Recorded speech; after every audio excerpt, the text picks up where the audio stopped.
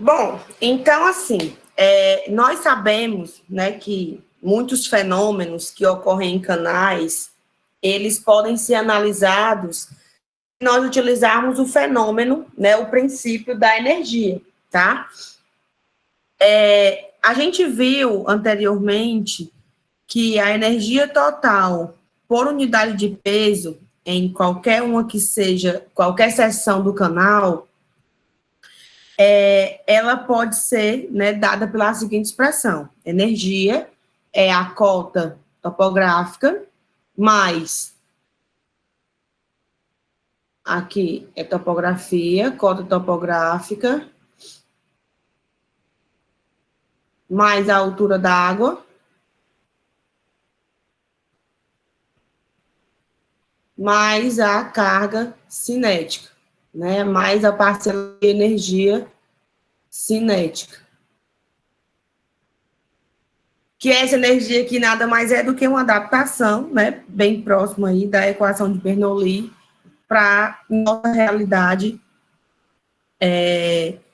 de escoamentos em superfícies livres. Então,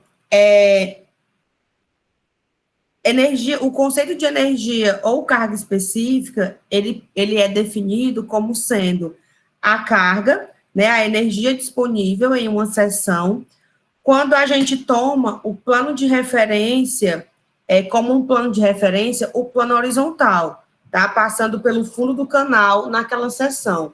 Ou seja, se eu faço o meu plano de referência horizontal como sendo o fundo do meu canal, eu, né, faço o meu Z ser igual a zero.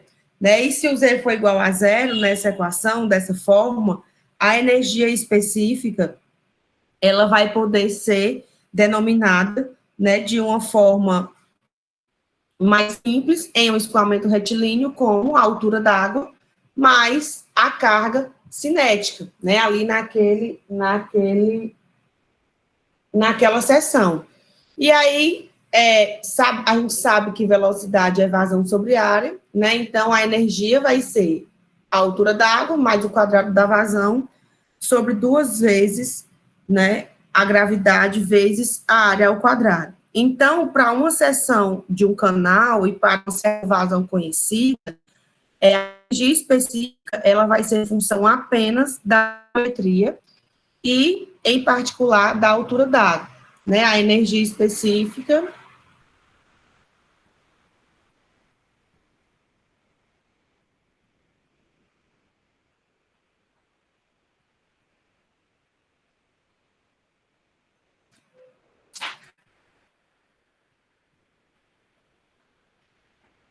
que é a carga disponível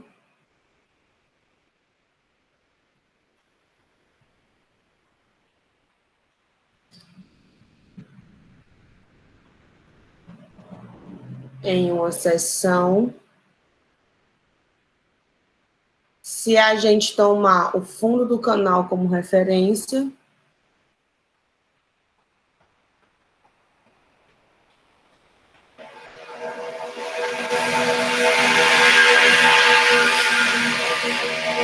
pai, essa semana tá difícil de trabalhar aqui em casa, viu? Porque parece assim que o Fortal tá acontecendo aqui na rua.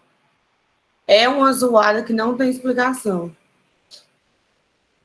Tomando o fundo do canal de referência, depende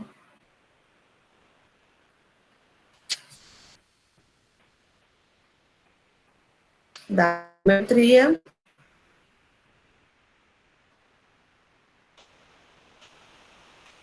e altura d'água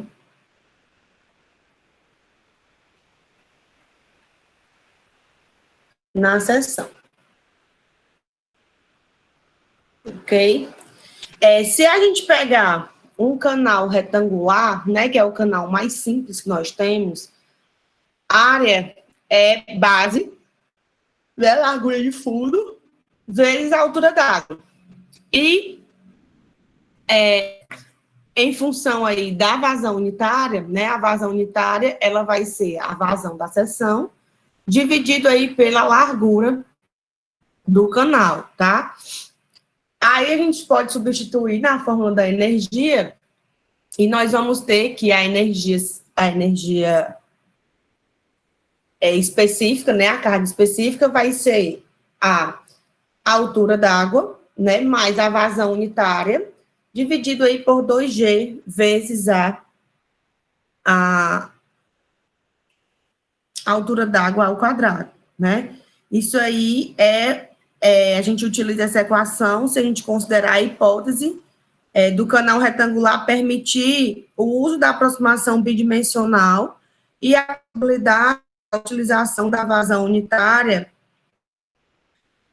que é definida como a relação entre a vazão, né, e a largura do canal, tá?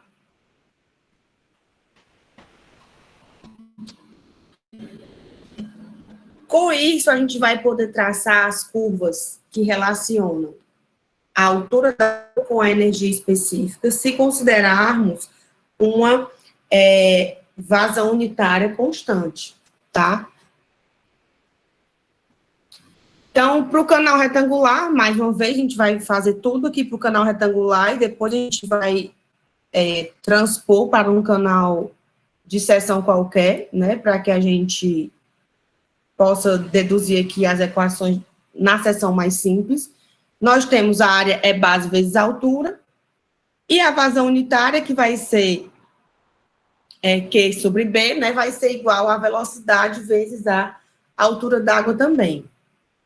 Então, a energia, que ela é igual à altura d'água mais o quadrado da vazão unitária, dividido por 2GY ao quadrado, né, que a gente já reescreveu a equação da energia cinética, eu vou chamar de A mais B, onde A vai ser o Y, né, o Y, A igual a Y, é uma reta de 45 graus, e o B igual a Q ao quadrado sobre 2GY ao quadrado é uma curva hiperbólica. Então, se eu colocar todo mundo aqui no mesmo gráfico, né, e aplicar as seguintes condições de contorno, quando o Y for zero, o A é igual a zero, né, e o B vai ser igual vai tender ao infinito. E quando o Y tender ao infinito, o B é igual a zero e o A tende ao infinito. Então, se B tende ao infinito, o E tende ao infinito, e se o A tender ao infinito, o E também tende ao infinito. Então, se a gente colocar aqui as duas curvas em um gráfico só, né, nós vamos ter aqui a curva A, que é a curva onde é uma reta de 45 graus, né, que é essa daqui, a hipérbole, que é a curva B, e a curva de energia, que é exatamente o somatório aí de A mais B, tá? Sempre tendendo aí ao infinito, né? Também nunca tocando o eixo os eixos, né? Porque é uma característica da hipérbole. Então, a curva Y por E, né, ela vai ter duas assíntotas, uma ao eixo das abscissas, onde é igual a B, e outra a bissetriz, né, dos eixos coordenados, onde o E é igual a Y. Então, a curva A e o eixo E são as assíntotas aí da curva Y por E, né, que é a nossa curva aqui, Y por energia, tá, que possui essas duas assíntotas, tá?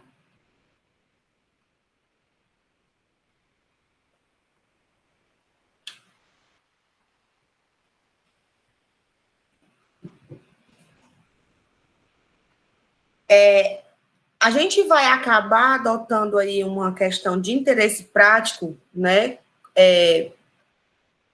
Tomar aí o conceito de estudo de vazão unitária, variando com a altura d'água Y, né, para uma dada energia específica constante, onde essa energia específica constante nós vamos chamar de E0, tá?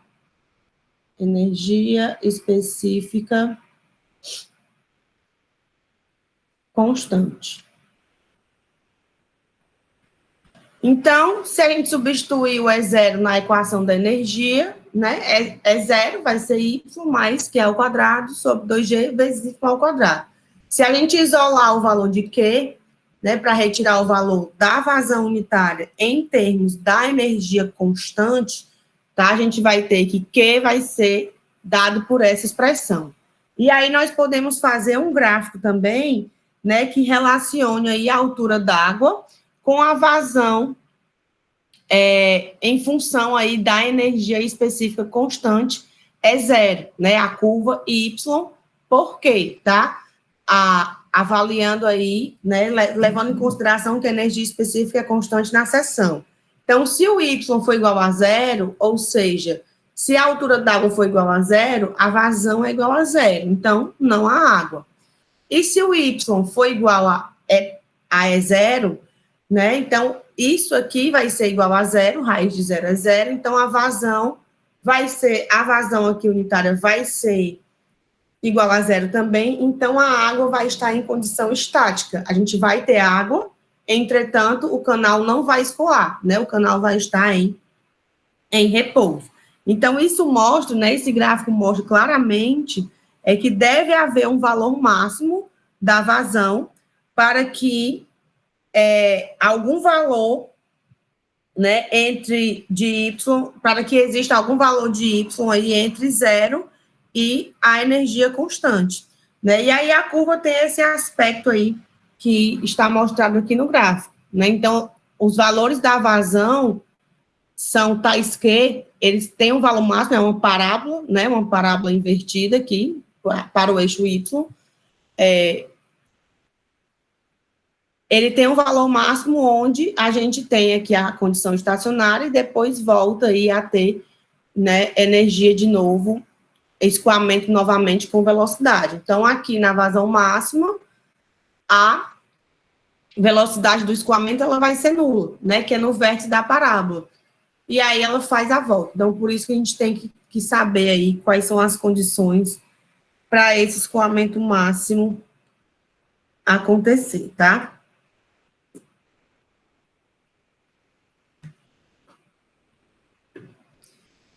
Então, assim, se a gente observar os dois gráficos, né, tanto esse gráfico aqui, quanto este gráfico aqui, tanto o gráfico da relação com a altura d'água e a energia e da água com a vazão, a gente pode observar que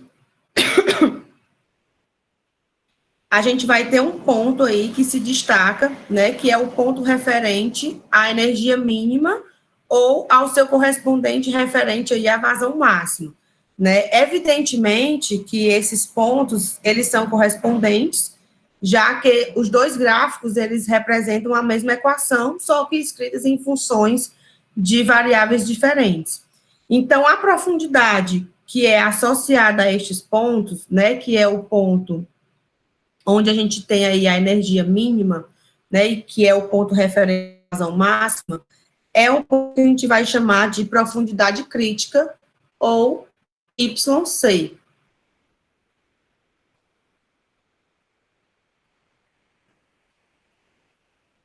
Tá? Aqui é a nossa profundidade crítica, tá? Que corresponde aí à fronteira entre os dois ramos da curva, né? E é um dos parâmetros utilizados para a gente identificar o tipo de escoamento no canal. Então, se nós voltarmos aqui para o outro gráfico, nós vamos ver que a profundidade crítica, ela está bem aqui, ó. Né? Essa é a nossa profundidade crítica. E aí, a profundidade crítica, ela vai servir para dividir o nosso escoamento, né, em zona fluvial e em zona torrencial, né? A gente vai ver aqui como é que a gente classifica isso, tá bom? Bem aqui, ó. Se o Y for maior do que o Y crítico, ou seja, a velocidade, né? Cadê a função da velocidade?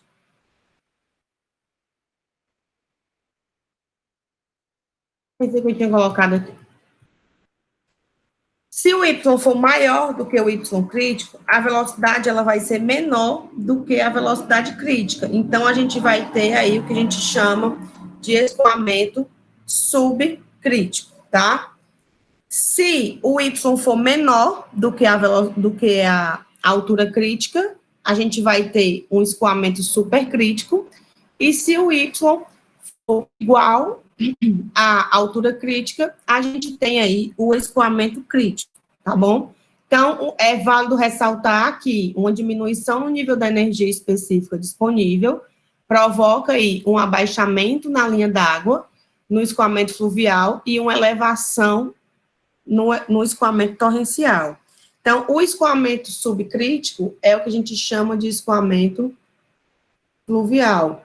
E o escoamento supercrítico é o que nós chamamos de escoamento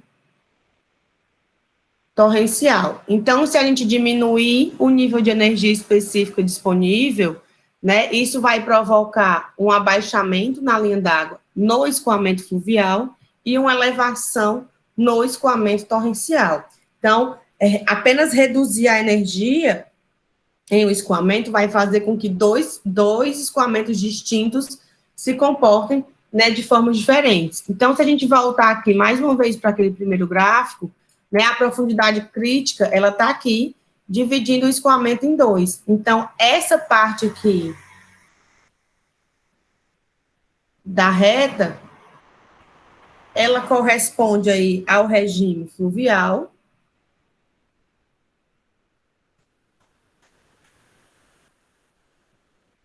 E essa partezinha aqui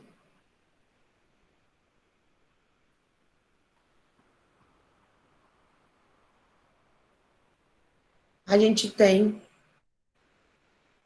regime torrencial, tá? Por conta aí da profundidade crítica que divide esses dois, é o ponto aí, né, entre essas duas classificações. E aqui, no ponto SYC, a gente tem o escoamento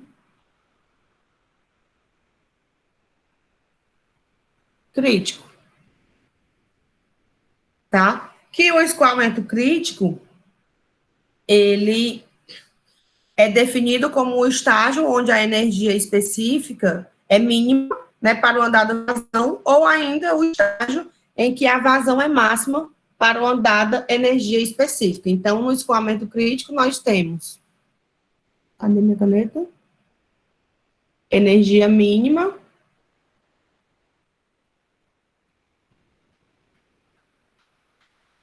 que a gente pode ver aqui, né, que é o menor valor, e vazão máxima, que nós podemos ver a vazão máxima através desse gráfico aqui, ó. Na profundidade crítica, a vazão, ela é máxima, né? Então, bem aqui, isso aqui é o nosso ponto de escoamento crítico.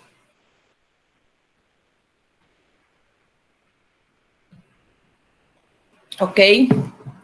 Então, vamos aqui seguir em frente, tá? Então, vamos falar um pouco sobre o escoamento crítico em canais retangulares, tá? Então, o escoamento crítico é aquele onde a gente tem a energia mínima ou a vazão máxima, né? É o ponto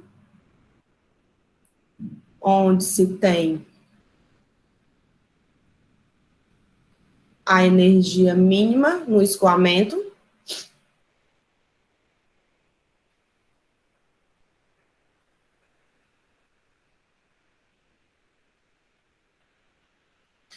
E aí nós temos a equação da energia, né? Se a gente aplicar aí a derivada em relação a y, nós vamos ter que a derivada da equação da energia específica em relação a dy, né, vai ser 1 menos q ao quadrado sobre gy ao cubo, né? Que aqui fica 2q sobre gy ao cubo, tá? Como a gente sabe que Q é velocidade vezes a altura da água, né? A gente substitui aqui velocidade vezes a altura da água, fica 1 menos V ao quadrado sobre G, sobre GY, né? Então, assim, a gente já comentou, né? A gente já definiu o número adimensional chamado de número de Froude como sendo aí a raiz quadrada, né, a relação entre a velocidade e a raiz quadrada de G sobre HM, onde o HM, aqui, é a altura hidráulica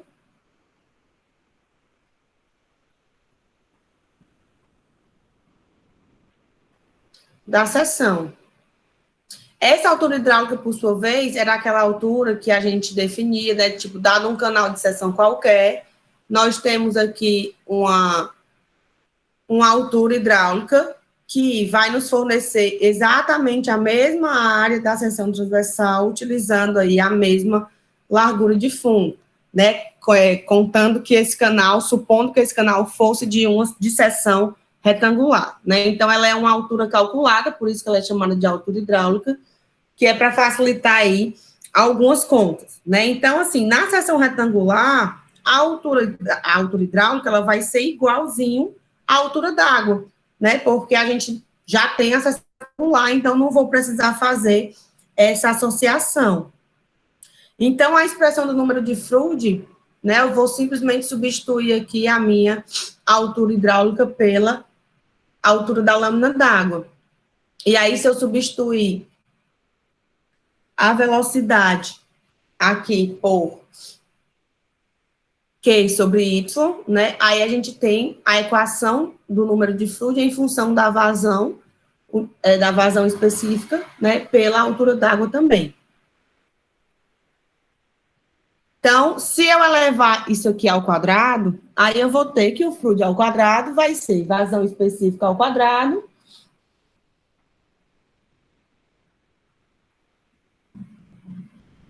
sobre GY ao cubo, né, que é a altura d'água. Então, a gente tem aí um parâmetro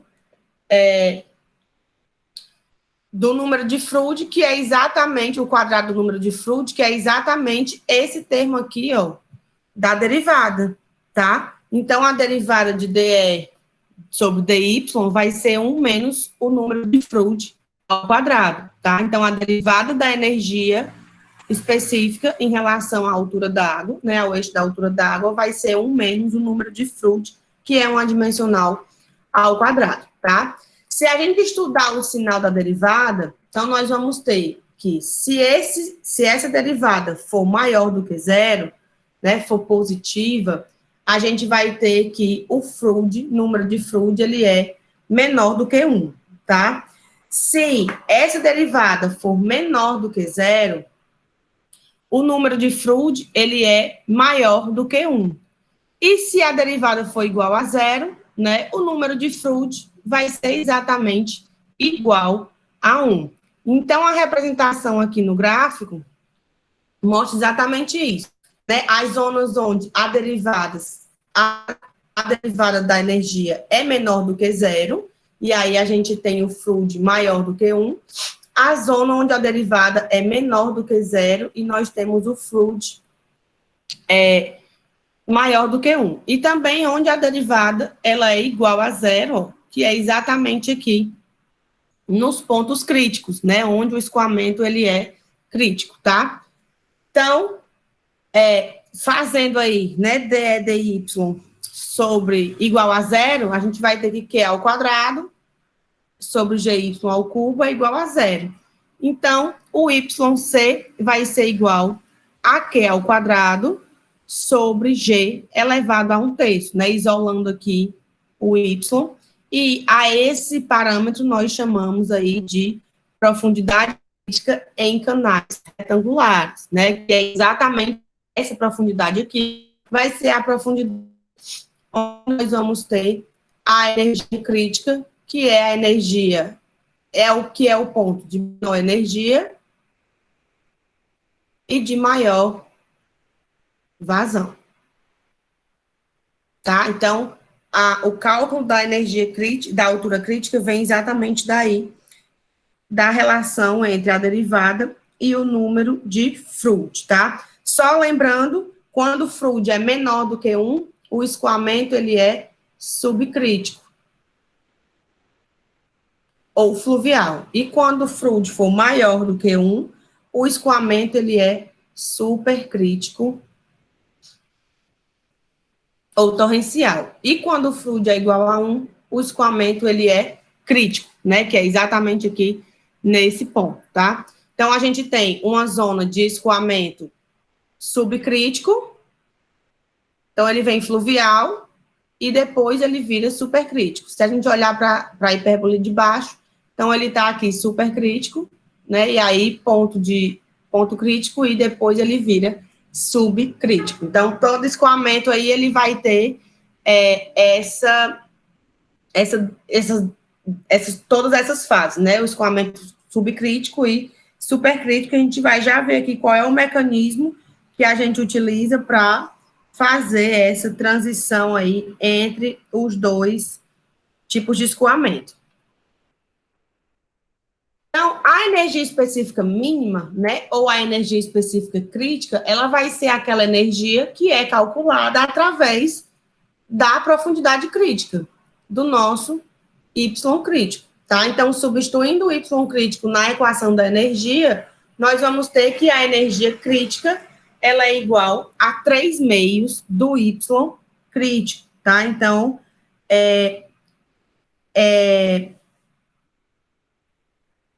a gente tem aí essa relação. A velocidade crítica, por sua vez, ela pode ser calculada também, né, a partir da expressão da vazão unitária, né? Vazão unitária é velocidade crítica vezes o Y crítico. E nós conhecemos o Y crítico, né? Então, a velocidade crítica do escoamento vai ser a raiz de G vezes o Y crítico. Então, simplifica bastante aí as nossas continhas. Outro parâmetro que a gente tem que analisar, além de energia e de velocidade, é a declividade crítica, tá? No escoamento. A declividade crítica, ela vai ser oriunda da equação de Manning, né? Essa é a equação de Manning que a gente viu lá algumas aulas atrás, quando a gente começou a estudar, ver o escoamento uniforme em canais. E aí ela é função da rugosidade da parede, da vazão, declividade do terreno, a área, né, e o raio hidráulico, que aqui são os nossos parâmetros geométricos, e aqui foi o que nós chamamos lá de parâmetros de projeto, né? Então, se eu escrever a área e o raio hidráulico em termos da profundidade crítica, né, a área é B vezes Y crítico. Então, a área é igual... e o raio hidráulico, que é perímetro sobre área, né, área sobre perímetro, perdão, é 2 vezes B mais o Y crítico, né, que é o perímetro molhado. Então, a gente vai... Não, 2 vezes não. É B, é 2YC mais B, né, que é o perímetro molhado. E o raio hidráulico é a área sobre perímetro molhado. Então, substituindo isso aí, tá aqui, né, que já tinha colocado, para B muito maior do que a profundidade crítica, né, a gente pode fazer essa aproximação aí de que o raio hidráulico, ele é aproximadamente igual à altura crítica, tá? Porque a gente vai considerar isso aqui um canal retangular largo.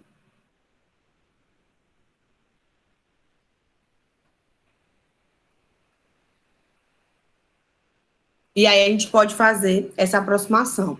Então, substituindo aqui o Y crítico e aqui B vezes Y crítico, a gente consegue, né, isolar aí a nossa declividade crítica, que vai ser aí N ao quadrado, vezes o G, né, que é a gravidade, o Y crítico ao cubo, sobre a profundidade crítica elevado a 10 terços. E esse parâmetro, ele também pode ser utilizado como indicador do tipo de escoamento, né, que está se passando ali no canal, pela comparação com a declividade de fundo do canal. Então, se a gente comparar a declividade crítica com o I0, né, que é a declividade de fundo, se a declividade crítica for maior do que a declividade de fundo, o escoamento, ele é uniforme, né, e ele é subcrítico, tá? E o canal é dito de fraca declividade, né? Então, aqui o escoamento, ele vai ser subcrítico. E se a declividade crítica for menor do que a declividade de fundo do canal, né, o escoamento ele vai ser supercrítico, ou também chamado de forte declividade, né? Então, a gente pode utilizar, assim, o parâmetro da declividade para classificar aí o tipo de escoamento do canal, tá bom?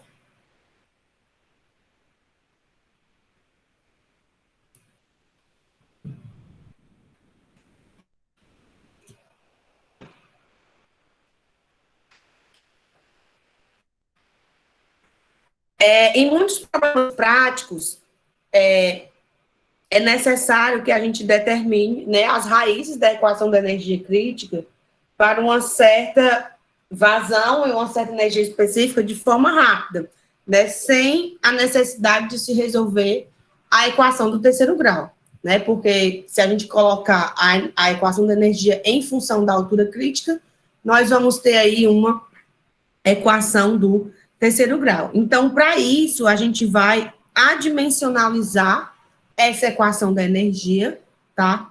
Para que a gente consiga resolver esses problemas de forma mais rápida, ok? Então, quando a gente adimensionaliza essa equação, para que a gente adimensionalize, a gente divide todo mundo por YC, né, pela profundidade crítica. Então, dividindo todo mundo aí pela profundidade crítica, nós vamos ter que energia sobre YC vai ser Y sobre YC, YC ao quadrado dividido por 2 vezes Y ao quadrado. Então, a gente consegue transformar a energia crítica, né, adimensionalizada em um parâmetro função de Y sobre YC. E aí a gente consegue desenhar uma curva, né, que é uma curva adimensional de energia específica para canais retangulares.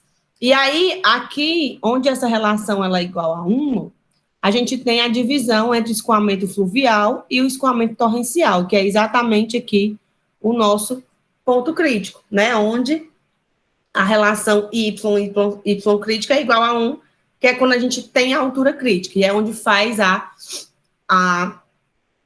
a volta da curvinha, né? E se o y for menor do que... Se a relação for maior aqui do que 1, o regime é fluvial, e se a relação for menor, o regime ele é dado como torrencial, tá? E aí, com essas relações, né, a gente consegue determinar as energias aí entrando no gráfico e aplicando as equações que nós já conhecemos, tá bom? Se a gente levar isso para um canal de forma qualquer,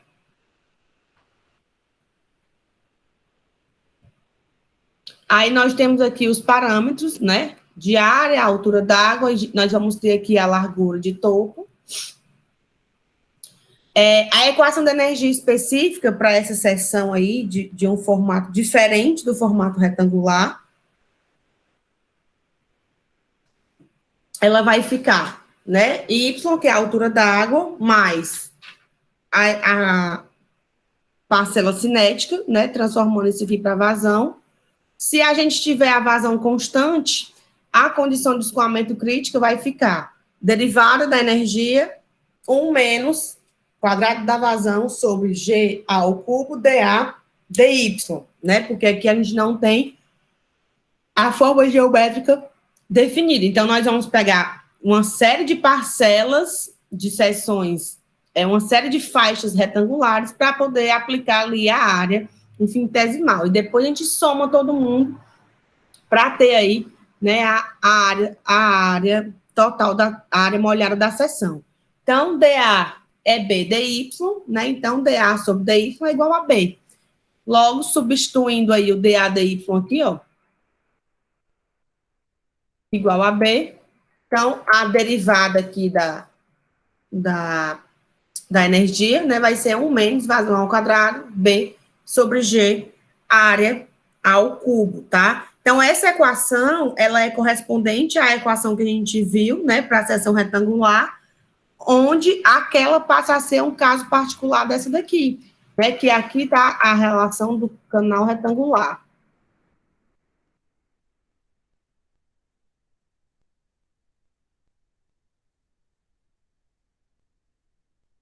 Aqui, ó, né, que é a do canal retangular, vazão sobre GY ao cubo. Então, essa equação aqui, essa derivada, ela acaba sendo um caso particular, né, da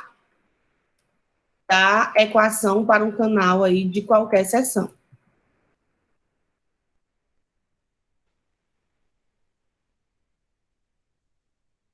Então, a gente pode aí retirar a relação, né, que vazão ao quadrado sobre gravidade vai ser área ao cubo sobre a largura de topo do canal. Uma vez que a gente conhece a área, né, aí fica fácil da gente relacionar aí. Existem alguns problemas típicos que envolvem a definição aí de parâmetros de escoamento crítico, vazão, né, a altura da água, energia mínima, largura de fundo. Então, assim, essa determinação, a determinação desses parâmetros, ela é facilmente alcançada quando nós temos uma seção retangular, tá? Porém, para as seções trapezoidal e seções circulares, a complexidade geométrica acaba tornando aí essa determinação um pouco mais difícil, e aí a gente vai acabar desenvolvendo gráficos, né, para facilitar esse tipo de cálculo aí em vários tipos de problema. E aí eu vou aqui trazer quais são esses problemas críticos, né, que a gente vai trabalhar, tá? O problema crítico 1 é a determinação da altura crítica em um canal trapezoidal, onde a gente conhece a vazão, a largura de fundo e a inclinação do talude. E em um canal circular, onde a gente conhece a vazão Q e o diâmetro D. Então, a gente utiliza esse gráfico aí, tá? Que aí são parâmetros que si, né, que é dado pelo B sobre Z vezes YC, e o parâmetro tal aqui, que é vazão vezes a inclinação do talude, raiz de Z sobre G, B a quinta, tá? Então, essas soluções, a solução desse problema, né, desse problema típico 1, ela é a raiz da equação geral do escoamento crítico, né, que é a nossa equação que a gente já viu aí, que foi adimensionalizada. E se ela for colocada em gráfico a partir desses adimensionais, tá? Isso aqui também são adimensionais. Aí nós vamos fazer, né, formar esse gráfico, tá? Então, aí a gente tem a altura crítica em canais trapezoidais e a altura crítica em canais circulares, para esse problema típico 1, onde a gente quer determinar a altura crítica, tanto em um canal trapezoidal, aqui é canal trapezoidal,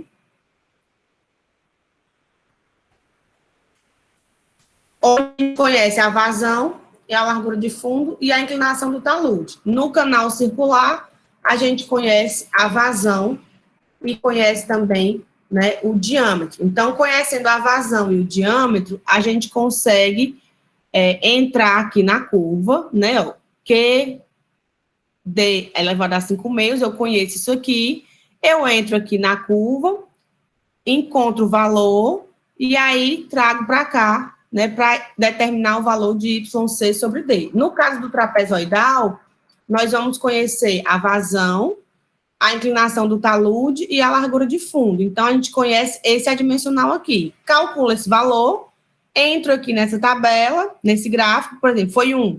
Aí, encosto aqui na curva, quando eu chegar, eu puxo para cá, né? E aí, na escala logarítmica, a gente encontra o valor de B sobre Z vezes YC. Conhecendo isso e isso, a gente consegue determinar aí a altura crítica do canal, tá? Utilizando aí essas tabelitas.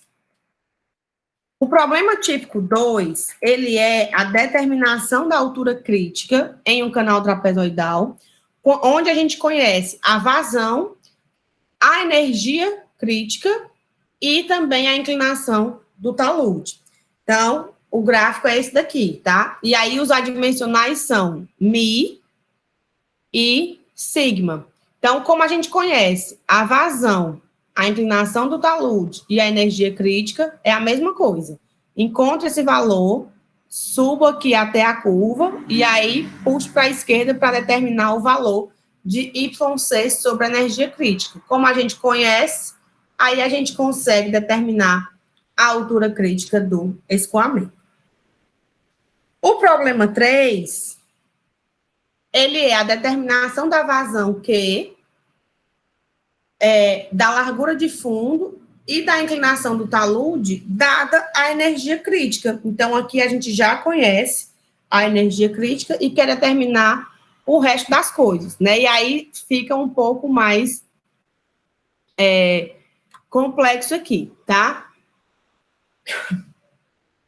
Então, assim, isso aqui, esse problema 3, ele é o retrato de muitos problemas práticos, onde a gente tem a alimentação de um canal, né, de forte declividade por um reservatório, e a gente conhece aí o dado inicial, que é a energia mínima aí, que é a energia crítica, tá? Na ausência das perdas na entrada do canal, e se a gente negligenciar um pouco a energia cinética, de aproximação, a gente consegue aí resolver esse problema, tá? E o problema 4, aqui, é a determinação da largura de fundo, né? Dados a vazão, o YC e o Z, né? Então, a gente conhece a vazão, o YC e o Z, encontra aí o parâmetrozinho de lambda, e depois que a gente encontra a curva, a gente desce lá para poder encontrar aí a nossa largura de fundo, né? Então, os problemas, eles podem ser resolvidos através aí desses gráficos que facilitam muito as nossas contas. Nós vamos ver a aplicação deles nos exemplos, né, que nós vamos resolver agora, tá? Então, um canal trapezoidal com largura de fundo igual a 2 metros, taludes 3:1,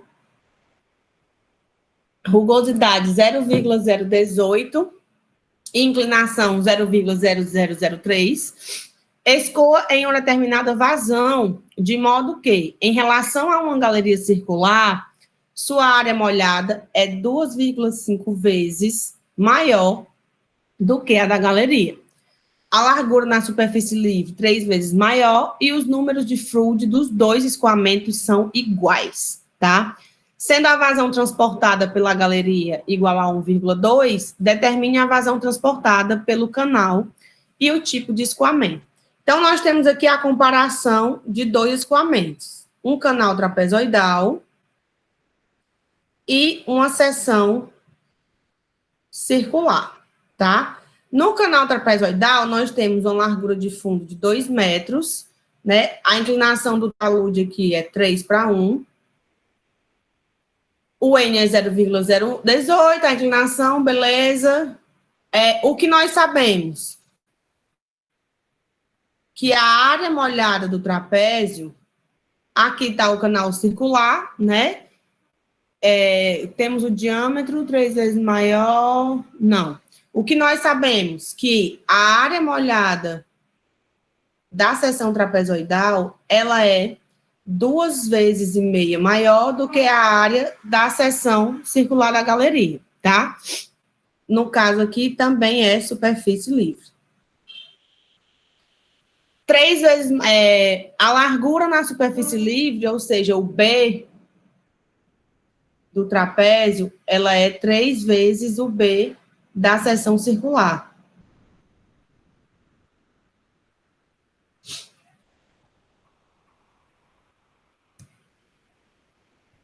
Tá? E a vazão transportada na galeria é de 1,2.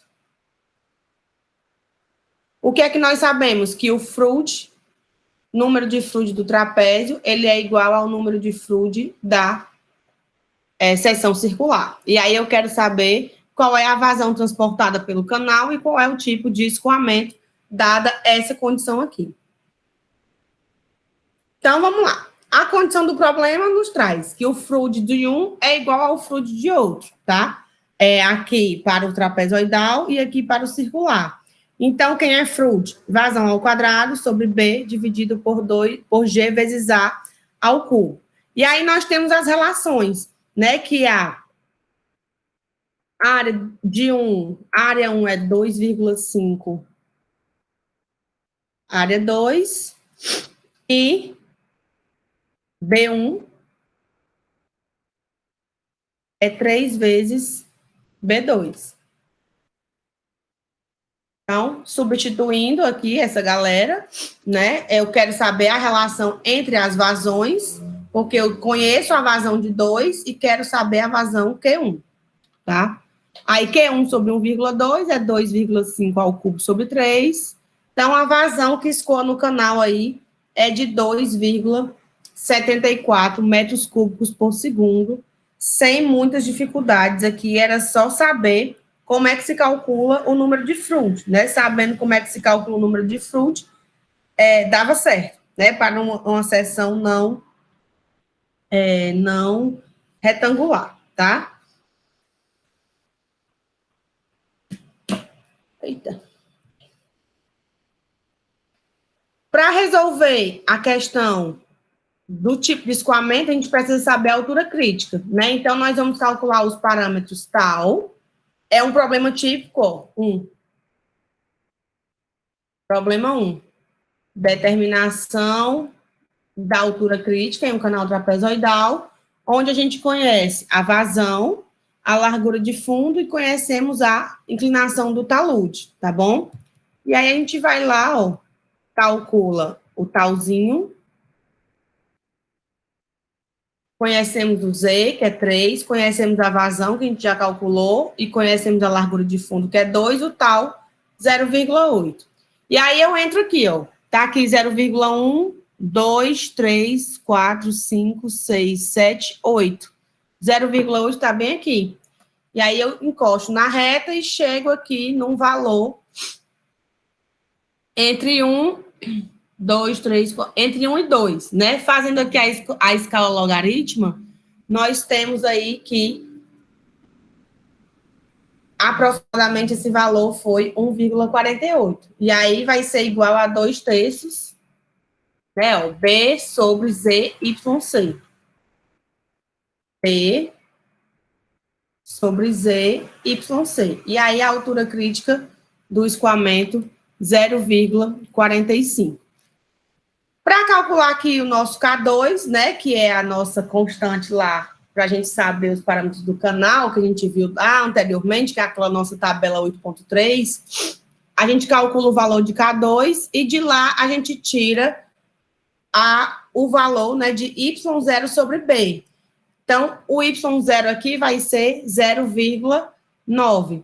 Essa é a altura d'água e essa é a profundidade crítica. Então, eu vou relacionar o YC com o Y0, tá? Como o Y0 foi maior do que a profundidade crítica, o nosso escoamento, ele é pluvial. Quando o Y0 é menor do que a profundidade crítica, o nosso escoamento, ele é torrencial. Tá? Que aqui a gente só utiliza aquelas tabelas só para calcular a profundidade crítica, tá? Para calcular a profundidade do escoamento, a gente tem que ir para as propriedades, né? Cálculo do escoamento uniforme.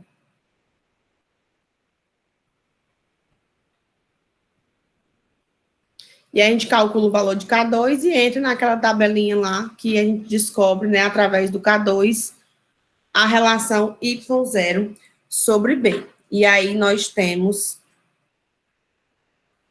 conseguimos calcular, né, e determinar o tipo do escoamento, relacionando aí as alturas.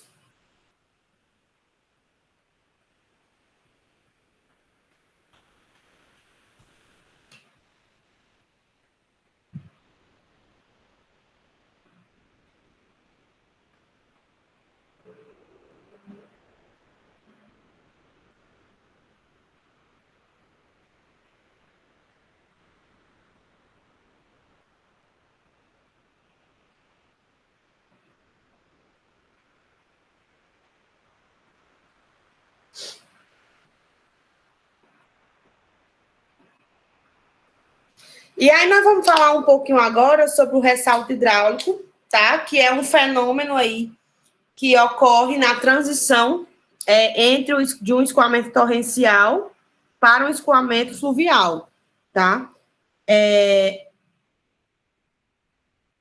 O ressalto hidráulico, ele é caracterizado por uma elevação brusca, tá? Do nível da água sobre uma distância curta, que é acompanhado de uma instabilidade na superfície, com ondulações e entrada de ar, né, do ambiente por uma consequente perda de energia aí em forma de turbulência, tá?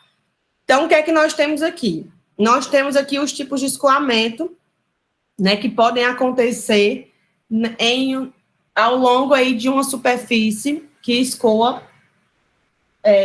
de um escoamento de superfície livre, tá? E aí nós temos os trechos, o trecho uniforme.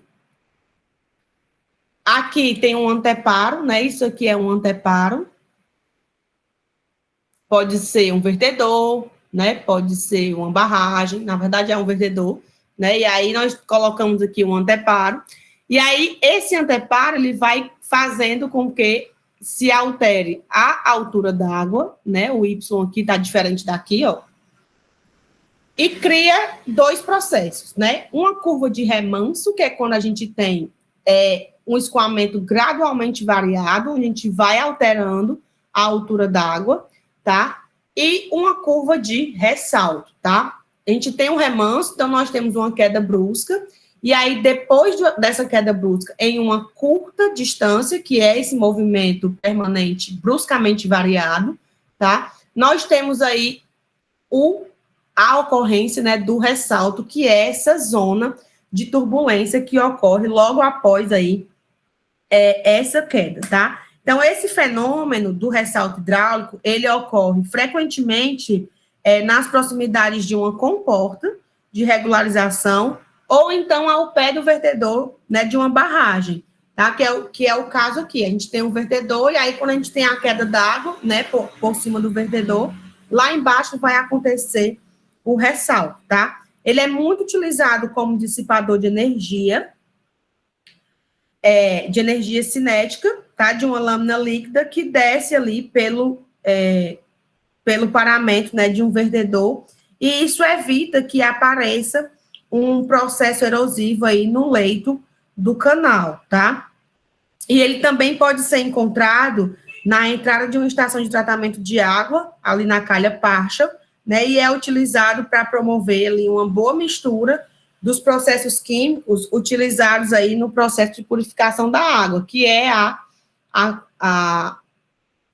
colocação, né, do agente coagulante, que a gente coloca lá a coagulação, a gente injeta lá sulfato de alumínio na calha Parshall, e aí o próprio ressalto se encarrega de fazer essa mistura, tá bom? Então, assim, o ressalto, ele ocorre, né, após uma zona de queda brusca, né, ele ocorre principalmente como dissipador, né, a função dele é principalmente de dissipador de energia, e ele ocorre aí porque a gente tem essa mudança brusca aí de parâmetros, né, da seção hidráulica em um curto espaço de tempo, tá? Hidraulicamente, né, a gente vai aqui agora reduzir, classificar o ressalto, né, olhando para ele de forma hidráulica, tá? Basicamente, o ressalto, ele é a passagem de um escoamento torrencial para um escoamento fluvial. Esqueci de mostrar aqui.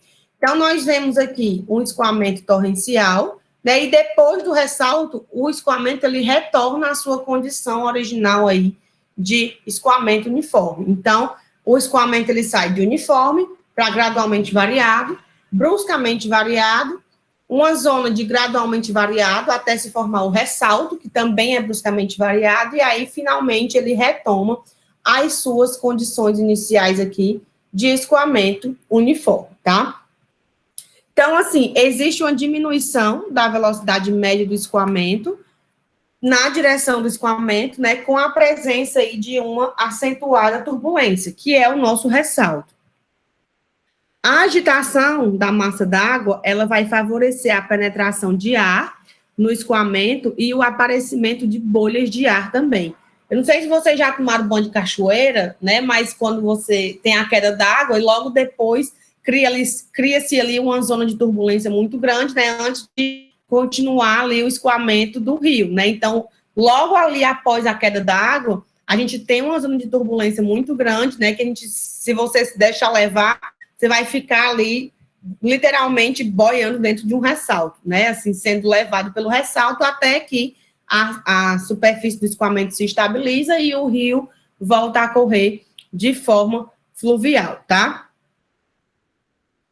Então, assim, a turbulência criada no interior do ressalto e o movimento dos rolos d'água, né, elas produzem aí uma importante dissipação de energia, tá? Então, o ressalto estacionário, ele vai ficar confinado entre duas seções, uma montante e outra jusante. Então, o ressalto acontece, né, entre um regime torrencial, uma seção de montante torrencial e uma seção de jusante fluvial, tá? Então, a gente tem um escoamento torrencial, né, sofrendo ressalto e se tornando fluvial. Então, o ressalto aqui, ele é um dissipador de energia, como a gente pode ver aqui na linha de energia, né? Tem uma energia muito alta e aí, ao final do ressalto, eu tenho aqui uma perda de carga significativa que fez com que a minha seção perdesse energia, tá? As alturas d'água das seções Y1 e Y2, né, são chamadas aí de alturas conjugadas do ressalto, ou seja, é a altura antes do ressalto e a altura depois aqui do ressalto hidráulico, tá? Y1 e Y2. Isso é um parâmetro importante na caracterização do ressalto como dissipador de energia, que é o que a gente vai focar aqui, tá? A diferença de cotas também na linha de energia, né, ΔE, chama-se aí de perda de carga do ressalto. E esse parâmetro é importante para a gente calcular a eficiência do ressalto, tá? O ressalto, ele pode ser classificado de acordo com o número de Froude, tá? Então, o ressalto, ele é ondulado, quando o Froude, ele está entre 1 e 1,7, tá? Lembrando que para o escoamento ser torrencial, o número de Froude, ele tem que ser maior do que 1, né? Então, entre 1 e 1,7, nós temos aí o ressalto ondulado, que a transição ocorre, né? A transição entre o escoamento torrencial e o fluvial, ela ocorre de forma gradual, tá? E as perdas de carga, elas são essencialmente devidas aí ao atrito nas paredes e no fundo. O ressalto fraco é quando o Froude está entre 1,7 e 2,5. Então, ele ainda tem um aspecto ondular, mas com zonas de separação na superfície líquida, e as perdas de carga aqui são baixas. Aí nós temos também o ressalto oscilante, que é quando o número de Froude varia entre 2,5 e 4,5, e aí ele já, né, se apresenta sob o seu aspecto típico. Então, nessa faixa, o ressalto ele tem a tendência de se deslocar para jusante. E nós temos o ressalto estacionário, que é quando o Froude varia entre 4,5 e 9, tá? Lembrando que esses números de Froude, eles são os números de Froude a montante, tá? O Froude é medido aqui, ó, a montante. Froude 1, tá? Que aqui não tá dando para ver muito bem. Então, no ressalto estacionário, os números de Froude estão aí entre 4,5 e 9, né? A dissipação de energia vai variar de 45% a 70% da energia disponível a montante. Então, a gente calcula o número de Froude a montante e, com isso, a gente consegue aí calcular, né, saber e classificar o tipo de ressalto que nós vamos ter aí no nosso movimento. Se a gente fizer, né, um estudo aqui da força específica, né, no ressalto hidráulico, a gente tem que o escoamento bruscamente variado, ele é acompanhado de uma brusca mudança também na força hidrostática, né? Então, o estudo dele vai ter que ser é feito a partir do teorema da quantidade de movimento, né? Só que a gente vai aplicar esse teorema da quantidade de movimento a um volume de controle limitado aí, pelas seções nas quais ocorrem as alturas conjugadas, né? Então, a gente vai aplicar a quantidade de movimento bem aqui, apenas na zona do ressalto mesmo. Né? E aí, se a gente fizer, a gente vai supor aqui um canal, né, com uma fraca declividade, e observar a componente do peso e a força tangencial nas paredes, tá? Nas paredes e no fundo. E aí a gente vai desprezar tanto o peso quanto essa força tangencial com o intuito de obter uma expressão mais simples. Então, o volume de controle, sobre esse volume de controle, só vai atuar as forças de distribuição de pressão nas seções 1 e 2, tá? E aí nós vamos ver aqui o que é que isso vai resultar. Forças de pressão, né, atuando aí nas seções 1 e 2, tá? Então, a gente vai ter aqui que a força específica, né, ela é função da altura d'água, e aí ela é dada pelo quadrado da vazão, dividido por G vezes a área, né, mais esse Y barra aí, vezes a área também, tá? E aí, esse Y barra é a distância vertical desde a superfície livre até o centro de gravidade da área molhada, tá? Então, a gente vai ter aqui distância vertical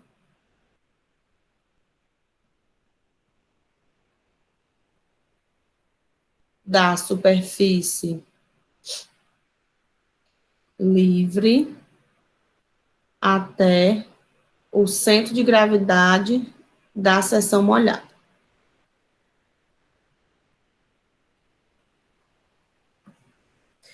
E aí, né, essa força específica, que a gente pode também chamar de impulso, também é chamada por alguns autores de impulsão total, tá? Que vai ser aí o valor, né, que a gente vai ter da energia no ressalto hidráulico. Se o nosso Y for igual a zero, né, se a nossa altura d'água aí for igual a zero, a força tende ao infinito, né? Se o Y tender ao infinito, a força também tende ao infinito. Então, assim, se aqui o Y for igual a zero, a força tende ao infinito, e a curva, ela vai ser uma assíntota, né? Vai ser assintótica aqui, ao eixo das abscissas, tá? Se o Y tender ao infinito, a nossa força específica também tende ao infinito, e aí a curva ela se estende indefinidamente para a direita. Se o Y for igual ao Y crítico, a gente tem a força específica igual à força mínima, né? Então, a força passa por um mínimo aí, qualquer que seja a forma do canal. E, para um dado valor de F, qualquer, né, de força específica, a curva vai apresentar duas alturas, tanto a Y1 quanto a Y2, que são as alturas conjugadas do ressalto, certo? Para haver ressalto, o Y2 sobre o Y1 tem que ser maior do que zero, né? A altura conjugada 2 tem que ser maior do que a altura conjugada 1. Só mostrar aqui de novo, ó. Tá aqui a altura conjugada 2 e tá aqui a altura conjugada 1. Então, a jusante tem que ser maior do que a montante. Então, né, se a gente tiver aí as condições de montantes dadas, né, nós podemos fazer essa relação aí entre as alturas conjugadas e o número de Froude de montante, tá?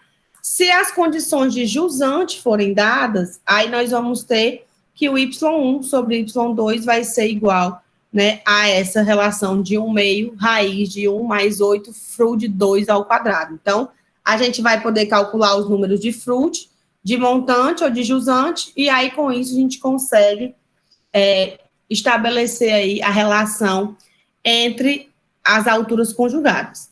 Então, para os canais não retangulares, né, nas seções trapezoidais simétricas, com largura de fundo B, né, inclinação dos taludes Z, um desenvolvimento adimensional das nossas equações, né, essa equação 11.4 é a equação do ressalto, essa daqui, do Y barra, tá, da força específica, ela vai nos permitir as seguintes considerações geométricas, né?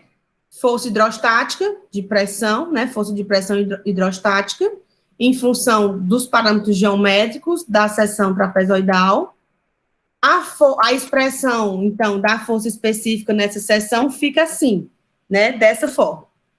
E aí, o número de Froude, que é o quadrado da velocidade dividido por G vezes a altura hidráulica, né? Fica aí em termos da vazão ao quadrado sobre o G, né? Também aqui os parâmetros geométricos da seção transversal, tá?